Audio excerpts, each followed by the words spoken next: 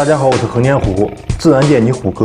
今天我要聊一下当今大猫界日益增多的狮虎兽，看看它们身上有哪些传奇故事，而且要特别讨论一下狮虎兽是狮虎是狮。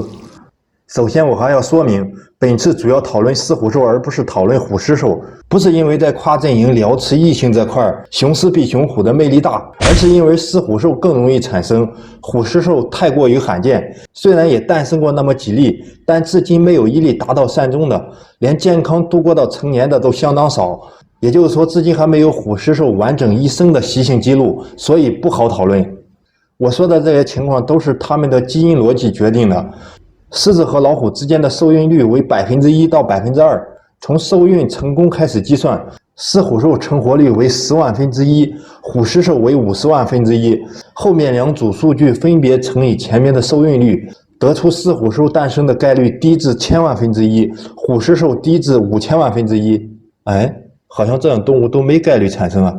不过好在它们每天可以几十次的频率，然后3天，这样算还是太绕，就直接取它们的成活率吧。狮虎兽的10万分之一也是相当低概率的事件。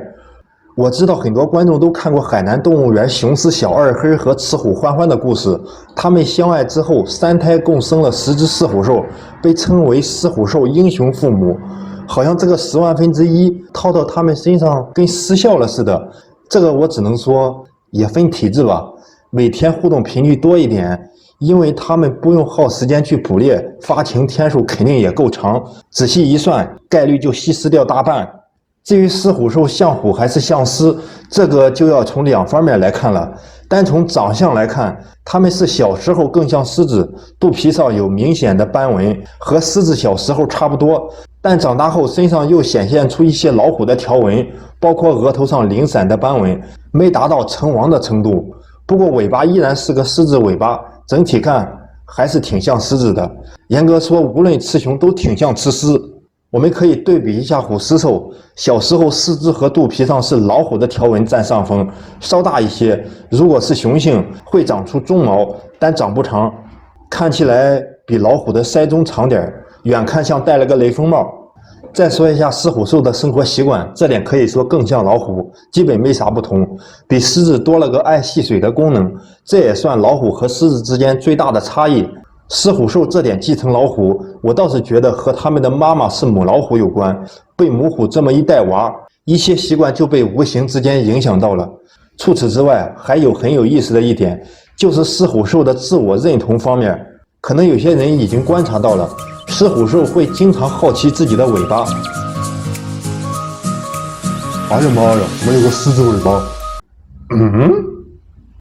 这是不是说明他们自我认同方面也更偏老虎多一点？不仅如此，我们更多的还看到了他们爱和老虎混在一起，而不是狮子。